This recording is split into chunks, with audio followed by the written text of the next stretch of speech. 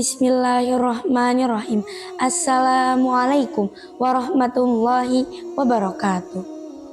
Alhamdulillahilladzi hadana lihadza wa ma kunna linahtadiya laula an hadanallahu laqad ja'at rusulu rabbana bil haqqi tilkum jannah uristumuha bima kuntum ta'malun.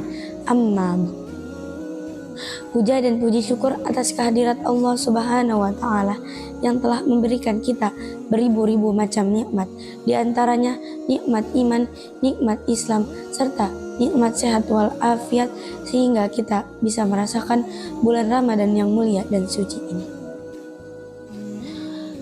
Salawat dan salam tak lupa kita curah limpahkan kepada junjungan kita, suri tauladan kita, yakni Habibana wa Nabiyana, Nabi besar Muhammad Sallallahu Alaihi Wasallam. Karena perjuangan beliaulah kita bisa membedakan mana yang hak dan mana yang batil, dan membawa kita dari zaman kegelapan hingga zaman terang benderang seperti sekarang ini. Pada kesempatan kali ini, saya akan menyampaikan sebuah pidato yang berjudul Birrul Walidain. Apa sih arti birrul walidain itu? Birrul walidain adalah berbakti kepada kedua orang tua atau beradab kepada kedua orang tua. Nah, kenapa sih kita harus berbakti dan beradab kepada kedua orang tua kita? Sebelum saya kasih tahu alasan kenapa kita harus berbakti dan beradab kepada kedua orang tua, saya mau jelasin dulu apa itu adab. Adab adalah sebuah akhlak mulia dalam bentuk tingkah laku, tabiat, atau aturan yang didasarkan oleh norma maupun agama.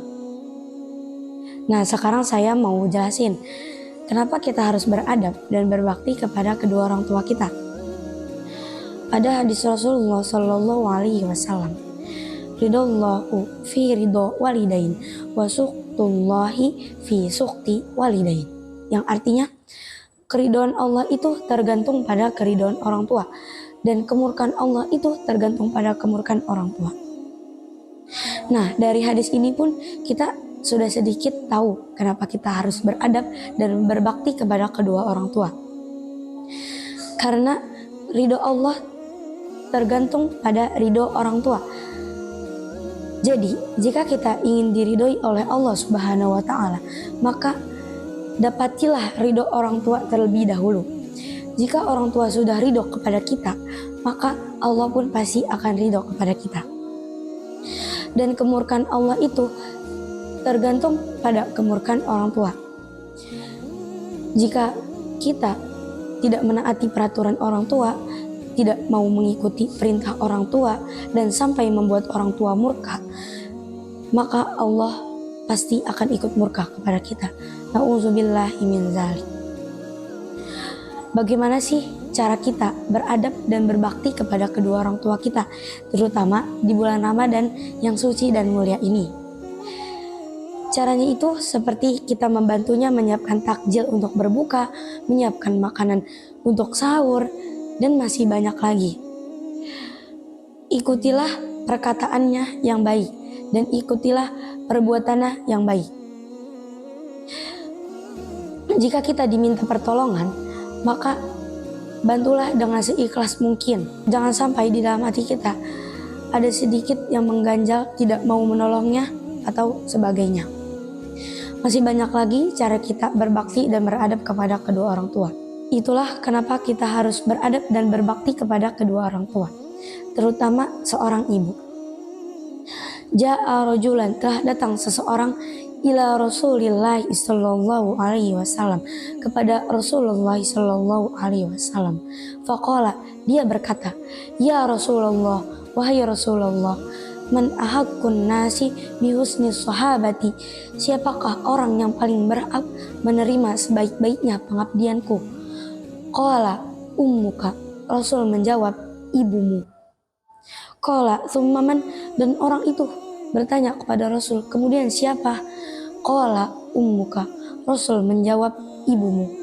Qala tsumma man, dan orang itu bertanya, kemudian siapa lagi? Qala ummuka, Rasul menjawab, ibumu. Qala thumma man, dan orang itu bertanya kepada Rasul, kemudian siapa lagi? Qala abuka. Kemudian Rasul menjawab, ayahmu. Hadis riwayat Bukhari dan Muslim. Ibu sangat berperan dan berjasa besar dalam kehidupan kita, bahkan sejak kita masih di dalam kandungannya. Ibu mengandung kita selama 9 bulan lamanya dan harus bersusah payah melahirkan kita dengan rasa sakit yang sangat amat luar biasa. Saat kita lahir, ibu yang masih merasakan kesakitan tanpa mengenal pamrih memberikan seluruh kasih sayangnya kepada kita, yakni anaknya tersayang. Oleh sebab itu, ada sebuah pepatah, kasih ibu sepanjang masa.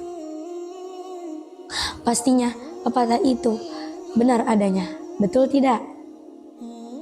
Dari perjuangan ibu sejak kita masih di dalam kandungan sampai kita lahir ke dunia ini, ibu sangat ikhlas memberikan kasih sayangnya kepada kita tanpa berharap sedikit pun kita bisa mengembalikannya. Selain tidak berharap kita mengembalikannya, surga yang selama ini kita harap di dunia ini ada di bawah telapak kakinya. Itu artinya ibu sangat berjasa besar dan berperan besar di dalam kehidupan kita sampai-sampai surga berada di bawah telapak kakinya. Maka dari itu, kita sebagai anak wajib berbakti kepada kedua orang tua kita dan beradab kepada kedua orang tua kita sampai akhir hayat. Jangan sampai kita menjadi anak yang durhaka. Kita tidak mau membantunya, kita tidak mau menaati peraturannya. Karena dengan kita beradab dan berbakti kepada kedua orang tua kita, Allah akan melimpahkan nikmat dan rahmatnya kepada kita semua. Amin ya Allah ya Rabbal Alamin. Demikian yang dapat saya sampaikan. Kurang lebihnya mohon maaf. Semoga dapat dimengerti dan semoga dapat dilakukan dalam kehidupan sehari-hari. Wabillahi taufiq wal hidayah. Assalamualaikum warahmatullahi wabarakatuh.